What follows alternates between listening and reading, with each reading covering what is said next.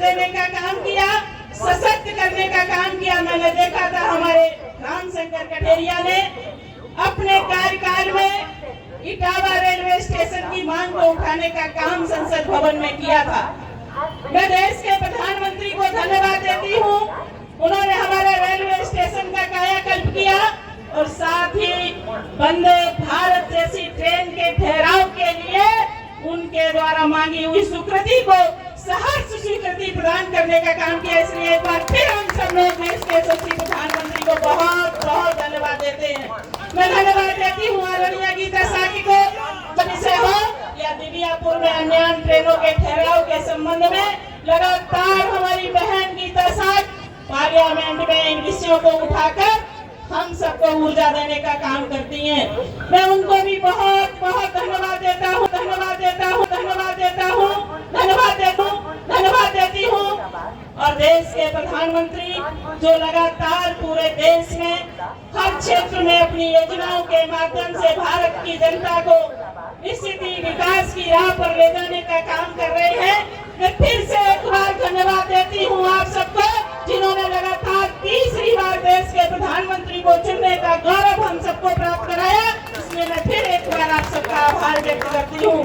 आदरणीय मोदी जी, आदरणीय योगी जी लगातार अपनी योजनाओं के माध्यम से उत्तर प्रदेश और देश की जनता को लगातार गति देने का काम कर रहे हैं। हमारे हवाई यात्रा को इतना सुगम बनाने का काम, तमाम ट्रेनों को वंदे भारत चाहे शताब्दी और अन्य ट्रेनों को बनाने का काम हमारे देश के रेल मंत्री के माध्यम से हो रहा है।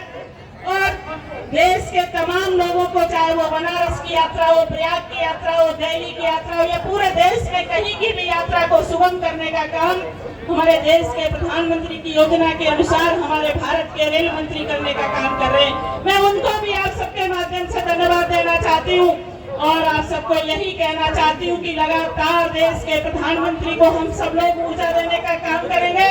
उत्तर प्रदेश के मुख्यमंत्री के हाथों को मजबूत करने का काम करेंगे और हमारा ये कारवां उत्तर प्रदेश से लेकर पूरे देश में लगातार बढ़ता चला जाएगा। और हम आने वाले समय में चाहे वो 27 हो या 29 हो, फिर से देश के प्रधानमंत्री और उत्तर प्रदेश के मुख्यमंत्री को गति पर दिखाने का काम करेंगे। ये संकल्प भी आज हम लेंगे, क्योंकि जो हमारे नेता हैं वो जब हम मांग करते हैं, चाहे वो रेलवे स्टेशन की मांग हो या जेवर जैसे हवाई अड्डे की मांग हो या अयोध्या में मर्यादा पुरुषोत्तम भगवान राम को प्रतिष्ठित करने का प्रश्न हो, हमारी भारतीय जनता पार्टी की सरकार लगातार इन विषयों पर काम करते हुए देश के मंदिरों को, देश के धार्मिक स्थलों को ऊर्जा देने का काम कर रही है। तो आओ हम सब मिलकर भारत की सांस्कृतिक, राजनीतिक, आर्थिक विरासत को विकास देने के लिए जो हमारे नेता हमारे साथ खड़े हैं, फिर से एक बार उनको धन्यवाद देते हुए मैं अपनी वाणी को विराम दूंगी। मैं सभी रेल विभाग के अधिकारी जो यहाँ पर उपस्थित हैं उनको भी धन्यवाद देती हूँ। उन्होंने विशाल पंडाल लगाकर हम हमारे सारे कार्यकर्ताओं को बहुत ही सम्मान के साथ बैठने की व्यवस्था की है। एक बार भारतीय जनता पार्टी के कार्यकर्ता बहुत जोरदार ताली से रेल विभाग के अधिकारियों का सम्मान करेंगे। और मैं आप